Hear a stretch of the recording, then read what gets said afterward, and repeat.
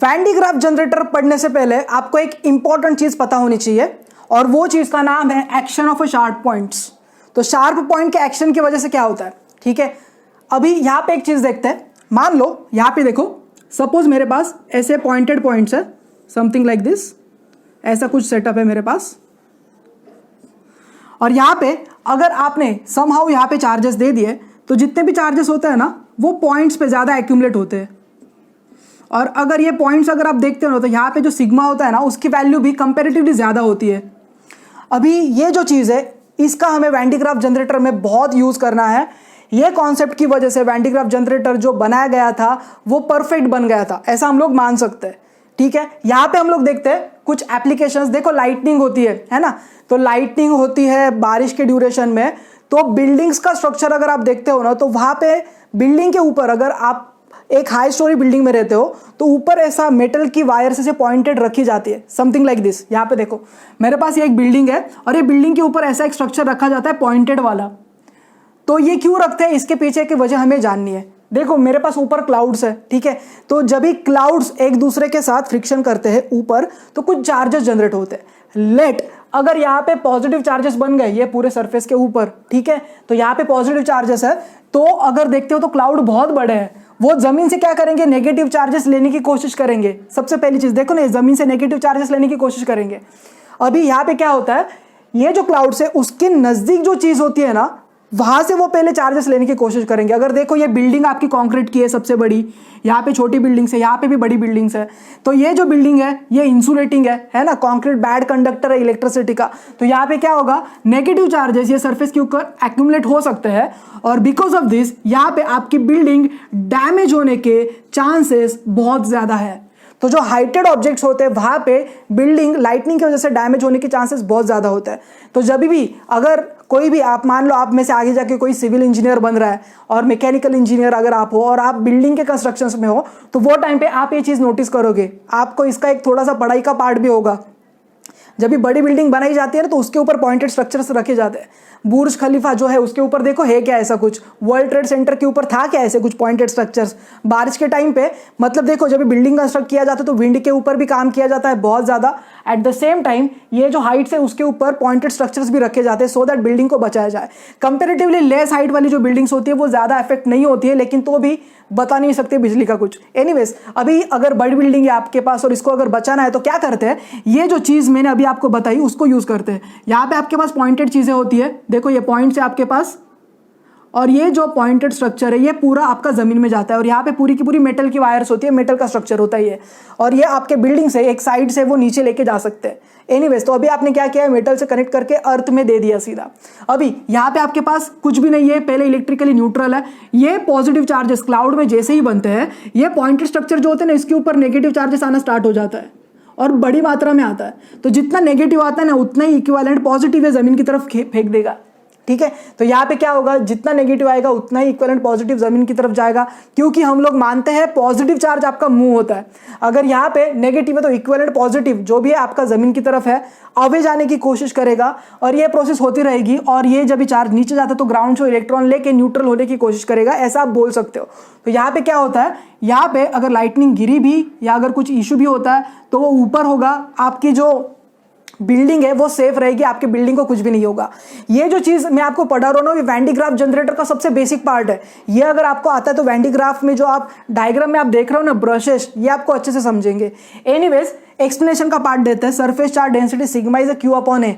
तो ए की जगह पे 4πr² अगर आप एक छोटा स्फेरिकल ऑब्जेक्ट अगर कंसिडर कर रहे हो तो, लेकिन depending on the shape of object आप देख सकते हो कि यहाँ पे जो नीचे उसका रेडियस होने वाला है या जो भी उसका डिस्टेंस होने वाला है वो कम होने वाला है पॉइंटेड के केस में। तो यहाँ पे 4πr² लो या फिर अगर पॉइंटेड ऑब्जेक्ट ले रहे हो तो उसका एरिया अगर आप कैलकुलेट करोगे तो अल्टीमेटली आर की वैल्यू कम होगी। तो आर की वैल्यू अगर कम है तो इसका मतलब सिग्मा आपका बहुत ज्यादा है, तो सिग्मा लार्ज हमें चाहिए। तो सिग्मा लार्ज यहाँ पे जनरेट किया जा सकता है charge upon area. Anyways point number 2, electric field setup होता है यहाँ पे और इलेक्ट्रिक फील्ड सेटअप होने की वजह से यहाँ पे जो चार्ज है वो अवे लेके जाया जा सकता है। तो यहाँ पे देखो एक इलेक्ट्रिक विंड सेटअप हो गया और पॉजिटिव चार्ज यहाँ पे जो हो सकता था वो अवे गया। तो ये हो गया मेरा point number 2। Point number 3, process of spraying charge, ठीक है, इसको ही बोलते हैं कोरोना डिस्चार्ज। अभी ये जो चीज़ है इसको मैं वापस एक बार एक्सप्लेन करना चाहूँगा। मान लो मेरे पास ऐसा एक पॉइंटेड ब्रश है और ये पॉइंटेड ब्रश आपने ऐसा पॉजिटिव सोर्स के साथ दिया है, ठीक है, और नीचे आपके पास अर्थिंग है। तो यहाँ से क्या होगा, पॉजिटिव चार्ज इसको मिल रहा है। तो पॉजिटिव चार्ज अगर इसको मिल रहा है तो ये जो पॉइंट्स हैं इसके ऊपर बहुत सारे पॉजिटिव चार्जेस बनेंगे और ये जो चीज़ होती है स्प्रेइंग ऑफ अ चार्ज, इसको ही बोला जाता है कोरोना डिस्चार्ज। ये जो कोरोना डिस्चार्ज वर्ड है ये आगे जो वैन डी ग्राफ जनरेटर आप पढ़ने वाले हो उसमें आपको बहुत अच्छे से समझने वाला है। और जो लाइटनिंग होता है इसमें action of a sharp points का यूज होता है और लाइटनिंग से आप अपने बिल्डिंग को बचाने के लिए या अगर आपके पास कोई भी बड़ा स्ट्रक्चर है उसको बचाने के लिए आप ये वाला जो कोरोना डिस्चार्ज है उसका कॉन्सेप्ट यूज कर सकते हो या ये एप्लीकेशन आप यूज कर सकते हो। Let us discuss the concept of Van de Graaff generator. अभी तक का जितना भी इलेक्ट्रोस्टैटिक्स आपने पढ़ा है ना उसका ये एप्लीकेशन है। तो मतलब लेक्चर जब स्टार्ट किया था तभी आपने चार्ज के बारे में पढ़ा था, charging by conduction, charging by induction पढ़ा था। उसके बाद आपने इलेक्ट्रोस्टैटिक पोटेंशियल के बारे में पढ़ा था, ठीक है। ये सारी चीज़ें हम लोग ने प्रॉपरली देखी है। तो जितना भी फिजिक्स आपने इलेक्ट्रोस्टैटिक से रिलेटेड जो पढ़ा है भाई उसका एक पूरा एप्लीकेशन आपको वैन डी ग्राफ जनरेटर में दिख जाता है। अभी वैन डी ग्राफ जनरेटर बनाने के पीछे की वजह क्या थी? देखो एक कोई तो एक डिवाइस है जो हमें यूज करना है। अभी क्वेश्चन ये आता है कि हम अलग अलग टाइप के डिवाइसेस क्यों यूज करते हैं। एक थोड़ा सा बेसिक बताना चाहूंगा सो दैट आपको थोड़ा एक आइडिया मिल जाएगा और एक लेक्चर का फ्लो में भी सेट कर पाऊंगा। देखो हम लोग मोबाइल फोन यूज करते हैं, है ना। तो मोबाइल फोन यूज करते हो, आज तो आप स्मार्टफोन यूज कर रहे हो। स्मार्टफोन के ऊपर आपको क्या क्या दिख रहा है, डिस्प्ले दिख रहा है ना, और उसके अंदर लाइक आईसीज यूज हो रहे हैं और डिपेंडिंग ऑन दैट प्रोग्रामिंग वगैरह उसके अंदर की जाती है। तो आपके पास इलेक्ट्रॉनिक डिवाइसेस होती है। पहले आप रेडियो के ऊपर कुछ सुन रहे थे तो रेडियो बनाया गया था, सेम चीज़ को विजुअल करना है तो टेलीविजन था। बहुत सारी डिवाइसेस होती है, तो डिपेंडिंग ऑन एप्लीकेशंस डिवाइसेस को बनाया जाता है। तो अगर आप वैन डी ग्राफ जनरेटर ये अगर देखते हो तो ये वैन डी ग्राफ करके एक साइंटिस्ट थे, उन्होंने इन्वेंट किया है और ये जो इन्वेंशन का ड्यूरेशन था इट इज़ अप्रॉक्सीमेटली 1929-1930s में था। तो मतलब आज है 2020, यहाँ से अगर आप कैलकुलेट करते तो लगभग 90 साल पहले का ये इन्वेंशन आप बोल सकते हो। अभी क्वेश्चन ये आता है कि 90 साल पहले ऐसा डिवाइस बनाने की ज़रूरत क्यों पड़ी थी। तो थोड़ा फिजिक्स केमिस्ट्री तो आपको भी पता होगा और उसके हिसाब से अगर आप देखते हो तो मॉडर्न फिजिक्स जो था वो इवॉल्व हो रहा था वो ड्यूरेशन में, और वो टाइम पे बहुत सारे ऐसे सब्सटेंसेस थे उनको पढ़ना ज़रूरी था। पहले क्या माना जाता था, आपके पास पॉजिटिव नेगेटिव चार्जेस है ना, मतलब कोई भी अगर एक सब्सटेंस है तो उसमें पॉजिटिव नेगेटिव चार्जेस है ऐसा बोला जाता था। फिर जे थॉमसन का मॉडल आया, है ना, और उसके बाद फिर बहुत सारी चीज़ें आई जैसे कि सेंटर में आपके पास न्यूक्लियस है, प्रोटॉन न्यूट्रॉन होता है, आउटर शेल में इलेक्ट्रॉन्स मूव करते हैं। उसके बाद भी बहुत सारे सब एटॉमिक पार्टिकल्स आए और वो सारी चीज़ों का अगर पढ़ना है तो हमें क्या करना पड़ेगा, जो एटम है उसको ही ब्रेक करना पड़ेगा या जो छोटी चीज़ें होती है उसको ब्रेक करना पड़ेगा, और इसके लिए बहुत हाई एनर्जी के पार्टिकल्स चाहिए। मान लो मेरे पास एक सब्सटेंस है यहाँ पे और मेरे पास बहुत छोटा पार्टिकल है। हम क्या करेंगे, ये जो छोटा पार्टिकल है, स्मॉल पार्टिकल है, इसको वेरी हाई वेलोसिटी से इसके ऊपर कोलाइड करेंगे। तो जब ये कोलिजन होता है तो ये जो सब्सटेंस था, ये जो छोटा सा पार्ट था, ये टूट जाएगा, और जब ये टूट जाता है तो ब्रेक करने के बाद उसकी प्रॉपर्टीज विजिबल हो जाती है, उसको स्टडी करना आसान होता है। तो ये सबसे बड़ी चीज थी। अभी आप क्वेश्चन पूछेंगे कि वैन डी ग्राफ जनरेटर ये आज तक का बेस्ट है, नहीं, उसके बाद भी बहुत सारे पार्टिकल एक्सेलरेटर्स आए। एक एग्जांपल बताना चाहूंगा जो आप आगे जाके पढ़ने वाले हो, दैट इज अ साइक्लोट्रॉन। ठीक है, साइक्लोट्रॉन में क्या होता है, आपके पास एक इलेक्ट्रिक फील्ड होता है जिसमें एसी करंट लगता है आपको, ऑल्टरनेटिंग, है ना, और उसके साथ आपके पास एक मैग्नेटिक फील्ड भी होना चाहिए, तभी जाके आप पार्टिकल को बहुत फार एक्सेलरेट करवाते हैं और एक टारगेट के ऊपर वो हिट होता है, और टारगेट के ऊपर हिट होने की वजह से वो टारगेट में से जितनी भी उसकी प्रॉपर्टीज है वो आप पढ़ सकते हो। तो ये एक पार्टिकल एक्सेलरेटर है। एनीवेज, तो ये हो गई एक वैन डी ग्राफ जनरेटर के बारे में एक बेसिक इंफॉर्मेशन। सबसे पहले देखते हैं इसका introduction. So Van de Graaff generator ये क्यों बनाया गया था? It was build to generate a very high potential difference, millions of volt या फिर आप 10⁶ वोल्ट, इतना वो आराम से जनरेट कर सकता है। और ये क्यों करते हैं, ये एक्सेलरेट करना होता है आपको चार्ज पार्टिकल्स को, इसके लिए वैन डी ग्राफ जनरेटर बनाया गया था। तो अभी हमने क्या देखा, एक इंट्रोडक्टरी पार्ट देखा। एक एग्जांपल बताता हूँ आपको। मान लो एक ऐसा वैन डी ग्राफ जनरेटर आपके पास है, ठीक है, उसको जाके आप टच करो, तो जैसे आप उसको जाके टच करते हो ना, तो क्या होगा, आपके बाल खड़े हो जाएंगे, क्योंकि यहाँ पे कुछ चार्जेस है, आपके बालों में कुछ चार्जेस है ना। तो रिपेल होने की वजह से सेंटर शॉक, पता है वो सेंटर शॉक का पहले ऐड आता था जिसमें मतलब जो भी पर्सन सेंटर शॉक खा रहा है उसके बाल ऐसे बड़े है ना, ऐसे पॉइंटेड हो जाते थे, स्पाइक्स काइंड ऑफ, है ना। पुराने जो बच्चे हैं या फिर बहुत सारे लोगों ने तो वो स्पाइक वाला हेयर स्टाइल भी किया होगा, मैंने भी किया था मेरे टाइम पे। Anyways, let's come back to the main point. तो यहाँ पे अगर आप वो वैन डी ग्राफ जनरेटर को टच करते हो तो आपको बालों में ऐसा कुछ चेंजेस दिखाई देते हैं, वो खड़े हो जाते हैं, है ना। तो ये एक बेसिक जो चीज़ है। अब हम लोग प्रॉपरली देखेंगे कि वैन डी ग्राफ जनरेटर का डायग्राम क्या है। दूसरी बात, वैन डी ग्राफ जनरेटर अगर आप कोई भी रेफरेंस बुक पढ़ना स्टार्ट करोगे ना तो पूरा 2-3 पेजेस में उन्होंने छोटे छोटे फॉन्ट में लिखा हुआ है। तो अल्टीमेटली प्रॉब्लम ये होता है, बच्चे एग्जाम में जाके ये क्वेश्चन 2-3 मार्क के लिए आता है, कभी कभी 4 मार्क के लिए भी पूछा जाता है। तो what they expect, draw the diagram, ये पहली चीज होती है। उसके बाद उसका प्रिंसिपल आपको लिखना होता है, कंस्ट्रक्शन लिखना होता है और वर्किंग लिखना होता है। तो ये जो पूरा का पूरा चीज है ना, वो आपको एक 1.5 पेज के अंदर फिक्स करना होता है, इंक्लूडिंग डायग्राम।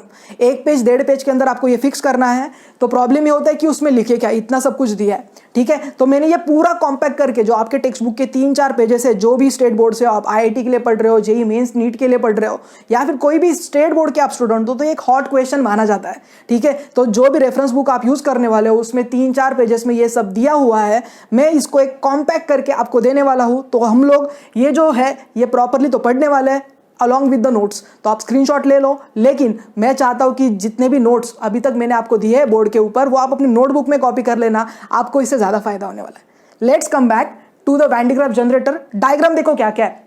सबसे पहले मेरे पास एक ब्रश है जिसको मैंने ब्रश B1 बोला है।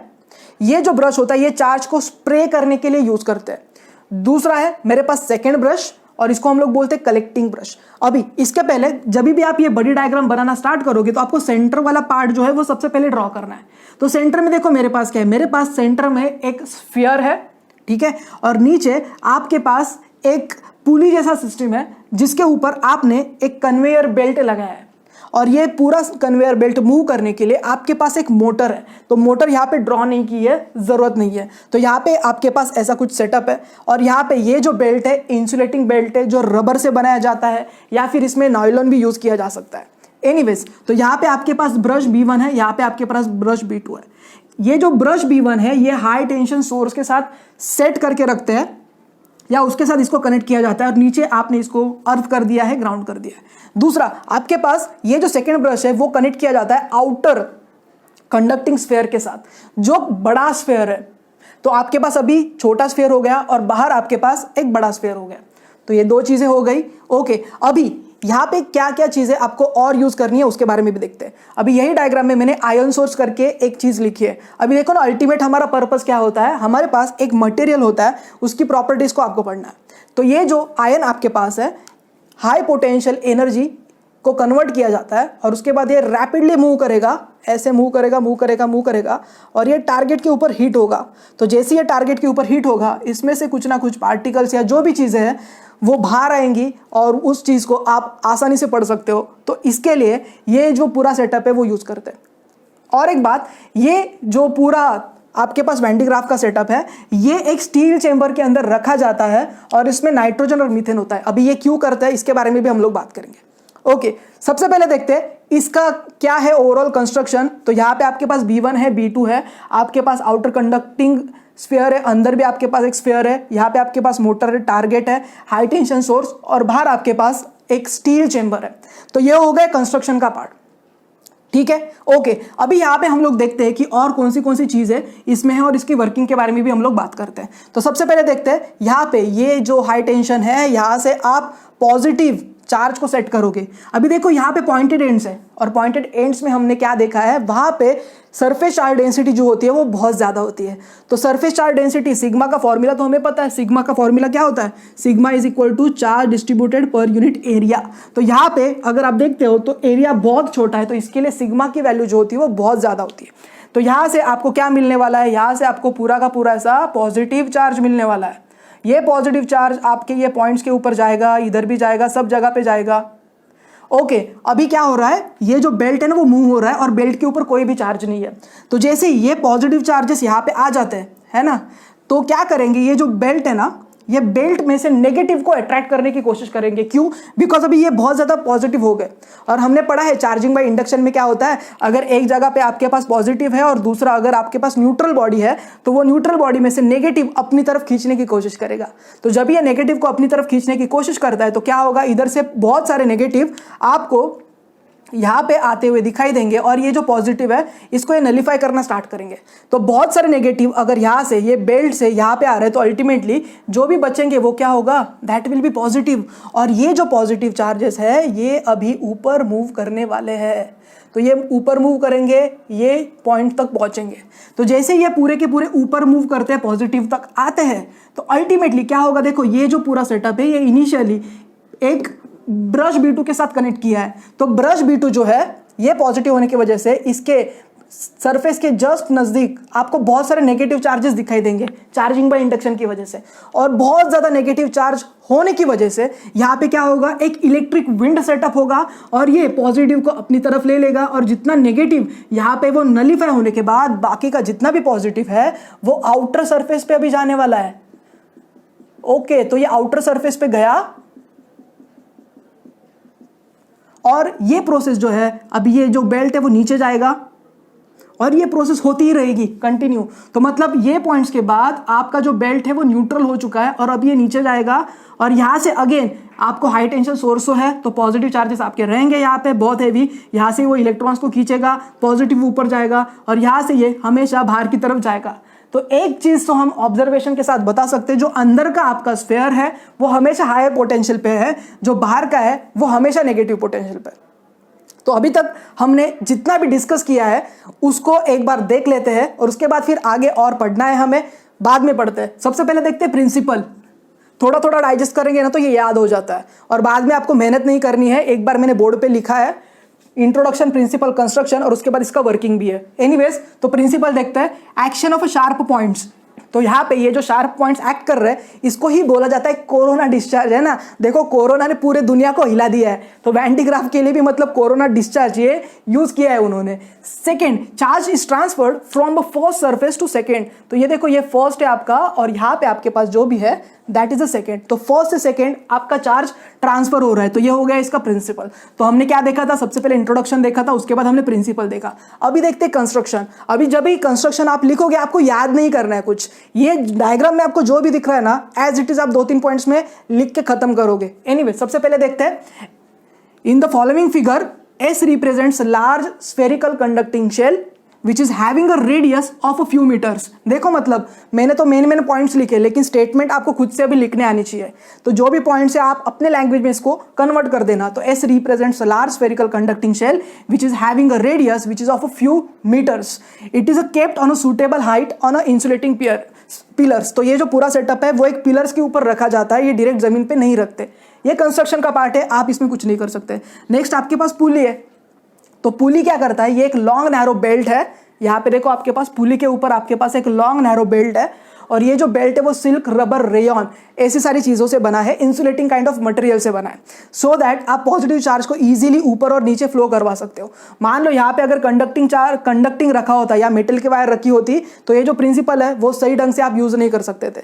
तो इसके लिए प्रॉपर्टीज ऑफ कंडक्टर, इंसुलेटर ये पढ़ना ज़रूरी होता है। अगर ये पर्सन जिसने भी इन्वेंट किया है वैन डी ग्राफ ने, अगर यहाँ पे मान लो कंडक्टिंग बेल्ट रखा होता तो उसका शायद काम खराब होने वाला था। तो इसके लिए प्रॉपर्टीज को पहले से ही पढ़ना जरूरी होता है, इसके लिए तो इतना बेसिक करवाते हैं। तो पॉइंट नंबर 3, बेल्ट मूव। सो यहाँ पे बेल्ट मूव करने के लिए मोटर यूज किया है और यहाँ पे आपके पास B1 ये जो है वो स्प्रे कर रहा है तो स्प्रे कोम, एंड B2 आपका बन जाता है कलेक्टिंग कोम। पॉइंट नंबर 4 देखते हैं, जनरेटर जो है वो पूरा का पूरा एक स्टील चेंबर में फिल करके रखते हैं विथ नाइट्रोजन एंड उसमें मीथेन ये गैस भी होते हैं और ये जब भी रखा जाता है तभी हाई प्रेशर में रखा जाता है। देखो यहाँ पे आपके पास एक पूरा का पूरा एक स्टील चेंबर है, अगर वो नहीं होता, ये स्टील चेंबर अगर नहीं होता तो यहाँ पे क्या होता है, देखो आपके पास ये पॉजिटिव चार्जेस यहाँ पे है, एक बार रफ करके बता देता हूँ, यहाँ पे आपके पास पॉजिटिव चार्जेस है, ठीक है। तो एयर में भी तो बहुत सारे पॉजिटिव नेगेटिव चार्जेस होंगे। एक पॉइंट के बाद वो एक ब्रेकिंग पॉइंट आ जाता है जिसकी वजह से एयर के नेगेटिव पार्टिकल्स इसके साथ मिक्स हो जाएंगे या न्यूट्रल कर देंगे इसको, बहुत ज़्यादा जब भी पॉजिटिव चार्जेस हो जाएंगे तभी। तो यहाँ पे क्या होगा, पॉजिटिव चार्ज जो है वो नेगेटिव के साथ मिक्स होंगे, न्यूट्रल हो जाएंगे, और जब भी चार्जेस न्यूट्रल हो जाते हैं तो उसको ही बोला जाता है चार्ज आपका लीक कर गया। तो चार्ज लीक अगर होगा आपका तो फिर जो पर्पस मिलियंस ऑफ वोल्ट का जो पोटेंशियल डिफरेंस आप जनरेट करना चाहते हो वो सॉल्व नहीं होगा। तो उसके लिए सॉल्यूशन के लिए क्या किया गया था, इसके ऊपर एक स्टील का चेंबर रखा गया और अंदर जो है वो गैसेस भरी गई, नाइट्रोजन एंड मीथेन। नाइट्रोजन या फिर मीथेन के जैसे गैसेस रखे थे, नाइट्रोजन एंड मीथेन गैसेस की वजह से क्या होता है, यहाँ पे जो लीकेज होता है उसको इजीली प्रिवेंट किया जा सकता है। लेकिन जब ये गैसेस फिल करते हैं तभी बहुत हाई प्रेशर जनरेट करना वहां पे जरूरी होता है। So point number 4, generator kept in a steel chamber filled with nitrogen और methane at high pressure, so minimum charge leakage is a possible. तो अभी तक हम लोग ने क्या देखा, हम लोग ने प्रॉपर डायग्राम देखा, उसका प्रिंसिपल देखा एंड कंस्ट्रक्शन देखा। Let us discuss what are the points are there in the working part. So working में देखो क्या क्या दिया उन्होंने। अभी तक मैंने जितना भी एक्सप्लेन किया है ना, सारी की सारी चीजें आपको बोर्ड के ऊपर दिख रही है, मतलब जो मैंने बोला है सेम चीज मैंने लिखी है। तो यहां से आपको फायदा क्या होने वाला है, आपको प्रॉपर नोट्स मिलने वाले हैं। ओके, तो देखते हैं वर्किंग। सो सबसे पहले देखते हैं स्प्रेइंग कोम। तो स्प्रेइंग कोम क्या कर रहा है, आपके पास ये जो फर्स्ट स्प्रेइंग कोम है ये आपको एक बहुत हाई पोटेंशियल डिफरेंस जनरेट करवा के दे रहा है। So we have a positive potential up to 10⁻⁴। ठीक है, तो ये 10⁻⁴ वोल्ट है और यहाँ पे आपने विथ रिस्पेक्ट टू अर्थ इसको दे दिया है। तो ये बन गया मेरा पॉइंट 1। अभी इसमें है यहाँ पे हाई टेंशन सोर्स आपने यूज किया है, शार्प पॉइंट की वजह से यहाँ पे क्या होने वाला है, एक पॉजिटिवली इलेक्ट्रिक फील्ड जनरेट होने वाला है। इलेक्ट्रिक फील्ड नहीं, इलेक्ट्रिक विंड यहाँ से पॉजिटिव जनरेट होने वाला है जो B1 से B2 की तरफ मूव होगा। So we have a point number 1, then we have a point number 2, belt move कर रहा है। तो बेल्ट मूव करने की वजह से वी हैव अ कलेक्टिंग कोम, इसके ऊपर नेगेटिव चार्जेस इंड्यूस हो जाएंगे और नेगेटिव चार्जेस इंड्यूस होने की वजह से यहाँ पे एक नेगेटिव इलेक्ट्रिक विंड जनरेट होगा जो यहाँ से पॉजिटिव चार्जेस ले लेगा। ठीक है, तो ये न्यूट्रल हो जाएगा, लेकिन जितने नेगेटिव यहाँ पे बन रहे हैं उतने इक्विवेलेंट पॉजिटिव आउटर सरफेस के ऊपर जाने वाले। सो उससे रिलेटेड ही मेरा पॉइंट नंबर 2 है। सो जैसे ही बेल्ट मूव होगा B2, that is negative charge get induced on the outer surface of B2 and positive charge gets on the outer surface of the S। तो इसके यहाँ पे जस्ट आउटर सरफेस के ऊपर negative बनेंगे और यहाँ पे आउटर सरफेस के ऊपर आपको पॉजिटिव इंड्यूस्ड हो गए, ऐसे आपको लगेगा। पॉइंट नंबर 3, तो ये डिस्चार्जिंग एक्शन है। तो डिस्चार्जिंग एक्शन ऑफ B2 की वजह से नेगेटिव इलेक्ट्रिक विंड आपका सेट हो रहा है। नेक्स्ट पॉइंट देखते हैं। तो ये नेगेटिव इलेक्ट्रिक विंड जनरेट होने की वजह से यहाँ पे क्या होगा, ये जो पॉजिटिव है वो न्यूट्रलाइज हो जाएंगे। तो पॉजिटिव आपके न्यूट्रलाइज हो जाएंगे। सो पॉइंट नंबर 4, अनचार्ज बेल्ट है वो आपका नीचे जाने वाला है और वो पॉजिटिव चार्ज वापस लेगा और रिपीट करेगा। ये चीज ऑलरेडी हम लोग ने देखी है। यहाँ पे क्या कर रहे हैं हम लोग, जो भी मैंने बोला है ना उसको एक बार लिख के अगर आप देखोगे तभी जाके आपका वो 3-4 मार्क का काम फिक्स होने वाला है। एनीवेज, सो जैसे ही पॉजिटिव चार्ज सरफेस के ऊपर बढ़ना स्टार्ट होता है तो अल्टीमेटली पोटेंशियल डिफरेंस भी आपका बढ़ने वाला है। पॉइंट नंबर 4 देखते हैं। एयर जो होता है उसका एक ब्रेकिंग फील्ड होता है और उसकी वैल्यू होती है 3 × 10⁻⁶ वोल्ट पर मीटर। तो यहाँ पे बहुत सारे पॉजिटिव अगर बन जाएंगे तो यहाँ पे एयर की जो इलेक्ट्रिक ब्रेकिंग पॉइंट है तो वो ब्रेकिंग पॉइंट से ज्यादा अगर चार्जेस वहां पे हो गए तो वो न्यूट्रलाइज कर देंगे। So break down field of air is 3 × 10⁻⁶ volt पर metre. So potential on S exceeds, so air around surface get ionized और वहां पे आपको दिखाई देगा कि चार्ज आपका लीक हो रहा है, तो चार्जेस का लीकेज होना स्टार्ट होगा। पॉइंट नंबर 5 देखते हैं। लीकेज को मिनिमाइज करने के लिए हम लोग स्टील चेंबर यूज करेंगे जिसमें नाइट्रोजन और मीथेन होगा और जिसको हाई प्रेशर पे आप रखोगे। तो ये सारे पॉइंट्स हम लोग ने देखे हैं। पॉइंट नंबर 6 देखते हैं। यहाँ पे आपको जो आयन सोर्स है वहां से आपको एक आयन को या फिर एक पार्टिकल को एक्सेलरेट करवाना है। तो उसके लिए आपको एनर्जी कितनी लगेगी, Q × V। तो Q का मतलब क्या है, यहाँ पे जितना भी चार्ज है, ये जो चार्ज है इसको आपको मूव करवाना है और V क्या रिप्रेजेंट करता है, पोटेंशियल डिफरेंस। सो यहाँ पे energy is equal to Q × V। So Q represent करता है चार्ज टू बी एक्सेलरेटेड। इसमें जो रखा है वो V is a potential difference between ends of the discharging tube to hit the target. तो ये बन गया हमारे 6 के 6 पॉइंट जो आप एग्जाम में लिख सकते हो। अभी तो ये बोर्ड पे मैंने लिख दिया है, जब भी आप अपने कॉपी में ये कॉपी डाउन करोगे आपको पता चलेगा कि 1.5 पेज के अंदर आपका पूरा का पूरा फिक्स हो गया जो आपने खुद से लिखा है। अभी इसमें से ना कुछ इंपॉर्टेंट बात, मोस्ट इंपॉर्टेंट बात, ओनली फॉर अंडरस्टैंडिंग। अगर ये ओफो आपको समझ गया ना तो फिर यहाँ पे जो हो रहा है वो आपको प्रैक्टिकली पता चलेगा। देखो हमेशा चार्ज यहां से यहां तक जा रहा है, अंदर से बाहर, अंदर से बाहर, अंदर से बाहर। हमने ये देखा है आपका जो पोटेंशियल होता है या फिर चार्ज होता है वो हमेशा हायर पोटेंशियल से लोअर पोटेंशियल पे फ्लो होता है कि नहीं।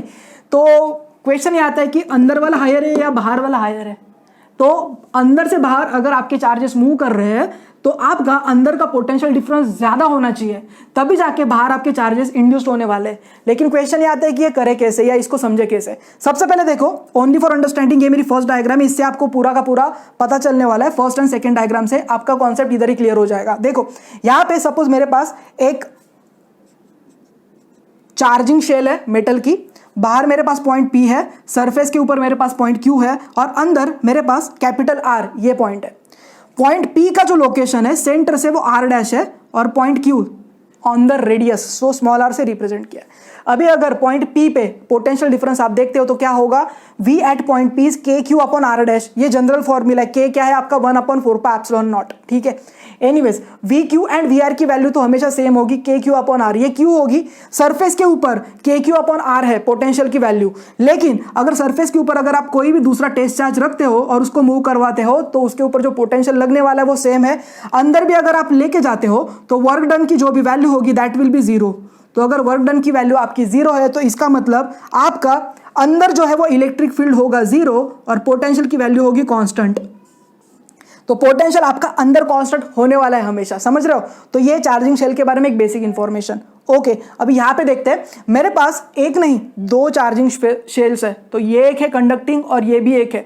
तो दो शेल्स होने की वजह से देखो क्या है, मेरे पास ये जो इनर वाली कंडक्टिंग शेल है उसका जो चार्ज है मेरे पास प्लस क्यू है, और जो आउटर है उसके ऊपर जो चार्ज है वो प्लस क्यू, कैपिटल से हम लोग ने रिप्रेजेंट किया है।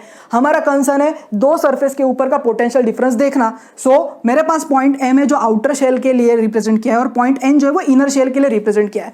अभी यहाँ पे ये दोनों का अगर आप पोटेंशियल डिफरेंस निकाल देते हो तो आपका काम बनने वाला है। तो सबसे पहले देखते हैं VM, that is a potential on outer surface. यहाँ पे देखो पोटेंशियल जो है वो सेंटर से अगर आप देखते हो यहां से यहां तक तो ये बन गया रेडियस बाहर के स्फीयर के लिए, ठीक है। और अंदर का भी अगर आप चार्ज देखते हो तो ऐसा माना जाता है charge is concentrated at its centre, charge is concentrated at its centre. तो इसका चार्ज अगर सेंटर पे कॉन्सेंट्रेट किया ऐसा अगर हम लोग मान रहे तो अगेन डिस्टेंस सेम रहेगा। सो K capital Q upon R2 ये पहले के लिए हो गया आउटर सरफेस के लिए, एंड सेकेंड के लिए K small q upon R2। तो यहां पे भी आपके R2 ही रिप्रेजेंट करना है क्योंकि ये अंदर का शेल तो है लेकिन आपको जो डिस्टेंस कैलकुलेट करना है that is from the centre. तो ये हो गया VM की वैल्यू। ओके, नेक्स्ट अंदर का देखते हैं VN। तो पॉइंट तो आपका इधर है ना, तो अगर पॉइंट आपका इधर है तो बाहर की वजह से और अंदर की वजह से जो पोटेंशियल बनेगा सो KQ अपॉन R2 जो बाहर की तरफ से बन रहा है, और ये पॉइंट इटसेल्फ अंदर है। तो इसके लिए अगर अंदर है तो इसके लिए जो रेडियस होगा वो अंदर का लेना है, सो KQ अपॉन R1। तो अगर ये दोनों चीज़ों को अगर आप कैलकुलेट करते हो तो आपको पता चलेगा ये जो VN की वैल्यू है वो VM से हमेशा बड़ी होगी सिंस R2 की वैल्यू R1 से बड़ी है। तो अगर देखो ना यहाँ पे आपके पास एक टर्म कंसिस्टेंटली छोटा है, यहाँ पे R2 है लेकिन यहाँ पे R2 और R1 है, तो डेफिनेटली ये जो वैल्यू है वो आपकी बड़ी रहेगी हमेशा। तो इससे V inner is always greater than the V outer. तो ये कॉन्सेप्ट अगर आपको समझ गया तो इसका मतलब वैन डी ग्राफ जनरेटर का कंस्ट्रक्शन, प्रिंसिपल एंड वर्किंग भी आपको बहुत अच्छे से समझा है। I hope so Van de Graaff generator आपको बेस्ट पॉसिबल वे में समझ चुका है।